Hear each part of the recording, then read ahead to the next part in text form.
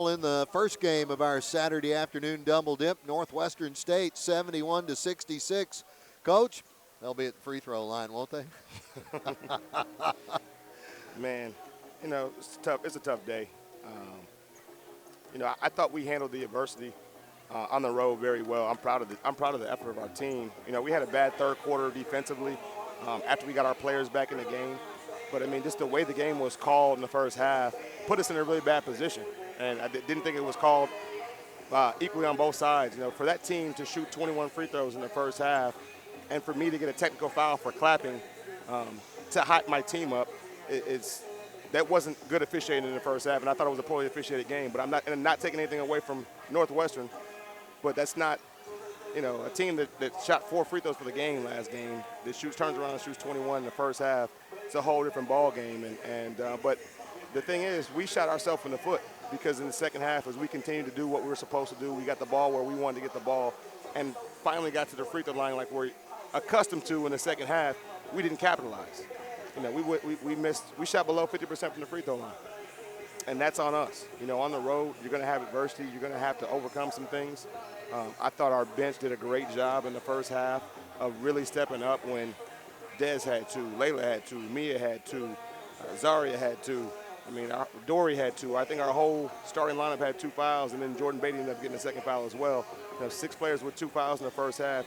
We had a lot of players play extended minutes that don't play as much or as many consecutive minutes as they normally do. Phenomenal job of just coming in, stepping up, and playing big for us. And we go into halftime with a 1-point lead.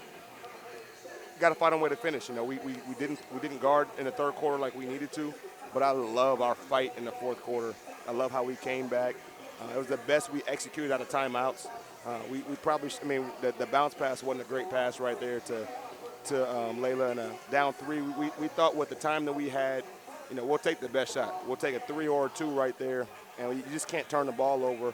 And I know Olivia is shooting herself in the foot because she played such a phenomenal game. 18 points, 9 rebounds, 3 steals, shot the ball well from 3, hits a big 3 right there to cut the game to, I think, a 2-point game. She played one of her best games in the Lion uniform, and so I know that she's beating herself up a little bit about that play, but it wasn't one game that lost, one play that lost us the game. It was the body of work. We got to be better from the free throw line. Coach, I was just going to bring her up, and you just took it all away, and I'm glad you did because Liv did play. She had a very frustrating game in the first half for her, too. Yeah. But, I give a lot of credit to Candace Paramore, who, she got recognized before the game for her 1,000-point, and she didn't have the game at our place that, she's accustomed to having. We forced her into 10 turnovers last game. She only had 12 points, but she turned around, and we talked about it. We said, she's probably going to have a big game at home. We got to make sure we do a really good job on her. She hit some big threes. She got to the free throw line. She drew a lot of fouls, and she really led her team to a victory. And so kudos to Candace and Northwestern State for how they played. No let up. They played hard from start to finish. They rebounded the ball extremely well. We did a poor job on the glass as far as just allowing way too many offensive rebounds. We need to be better. And but we left too many points out there. And then the other thing we didn't do is we didn't adjust, man. You look at our stat sheet and you see 21 turnovers and you think, man, they were just throwing the ball all over the place. But no, you really look at it, and there was probably 10 charges that got called on us today. And were they charges? I don't know. But, we didn't adjust. Obviously they were calling that. They were looking to call that on us today, and we got to make adjustments and not make that contact, land on 2, I guess not initiate or make better reads as far as if they come to double, look for our inside outs. I thought we could have done a little bit better job of finding some inside outs. But 6 games left. We got to turn around, and as we head into this next stretch, we got 5 games in 10 days or something like that, and so it's going to be a stretch that's pivotal for us. And I told our team, it's a setback that we didn't want with this loss, but we still control our own destiny because the teams that are ahead of us in the standings, we play. Right. And they, and one of them took a loss today. Who was that? Southeastern. So, yeah. No, excuse me, not Southeastern. Corpus lost to Lamar. Corpus lost to Lamar. Yeah. And it is final now, 73-68. Yeah. So, we're in perfect position. I think Southeastern still has to play Lamar, And Lamar's hot right now. They are. They're hot. They're playing really well, and we knew that. They're a team that's really good. They're deep. They're talented.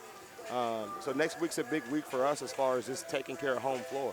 We take care of our home floor, and then we put ourselves in a great position to still get a top 2 seed or possibly win the conference. And so we can do that. Then that last week or that next week where we have 3 road games becomes really pivotal. You got Nichols who, they're not playing their best basketball right now, and really talented though. You can't overlook anybody. You got to go over to Thibodeau and get a win. But then we got Corpus at our place, or at their place, and then at our place later on. So. We've got to learn to make better adjustments on the road. Got to knock down some free throws on the road, and it's going to be an exciting 2 weeks. Coach, every coach in America pounds about we got to defend our home court. We got to defend our home court. This late in the season, and the way this game was lost, does it make you want to emphasize that more? Is it kind of like this is why you do it, because you got to have everything go your way at home? Hey, it's playoff basketball. It is playoff basketball moving forward. I'm looking at the season and where we were picked. We were picked 5th preseason, but also just, where we've been, like the way everything we've gone through. We had 2 starters quit. We had a player that was asked to leave the team, and then we had 3 season-ending injuries. And two more starters, by the way, amongst those 3. You lose Jada Hood, who's arguably our best shooter. De'Ani Robinson, one of the best players in the conference, if not the best player in the conference. Had a chance. She was the only one at the time that had 2 players of the week. Another point guard. What we're doing is still incredible. Mia Deck playing the point guard spot, and she's taking over a role that she didn't play at all her first year and a half here, and what she's doing. And we're moving Des around, and we're asking Des to do a lot. We're asking players that weren't playing extended minutes early on to play, 20-plus minutes, some close to 30. And they've done a great job of just continuing to stay with it. Man, it's been a grind of a year. February is so tough. Everybody's beat up. Everybody's a little tired. But I'm proud of our team and how we continue to play and battle, and it's come with it every day. When you have high expectations to start out with, and then you get kneecapped with all those injuries and defections, Coach, you have to remember sometimes, like, this team's doing pretty good as it is. Yeah, it's just the free throws were so glaring today that you're just like, everything that happened in this game. I think it's that inflatable demon over there in the stink eye. Everything that happened in this game, if we just make free throws, we win the game. And that's by far our worst free throw shooting performance of the year, 47.8%. I think it was November of 2018, the last time it was under 50% free throw shooting. It's just that's a tough pill to swallow right there. Like, man, that was on us. Make free throws. And Northwestern State did. They shot 82%. And so tough one, but we'll go back to Commerce and find a way to go take care of home court. Would you rather be mad over a loss or just sad? What would you've got a locker room. Man, what we do is so crazy because full of young women it's 4 quarters play with emotion. It's 2 hours that just affect your mood for the rest of the day or the next week until you play again, and because you always think what could have been and what we should have done differently and all that, and but I'm got to reiterate how just proud I am of our team, man. It's been a challenging year, and they just keep competing. And if you would have told me that all the things that would have happened to our team would have happened, and we're still in the position that we're in, I would have said that's incredible. And so what our team is doing right now is incredible, and I'm proud of them. And we got 6 games, so let's have fun. Let's bounce back and let's have fun. 6 games plus, and let's go find out how good we really can be. Yes, sir. Awesome stuff. Coach, always a pleasure. Yes, sir. Tough one on the road, yeah.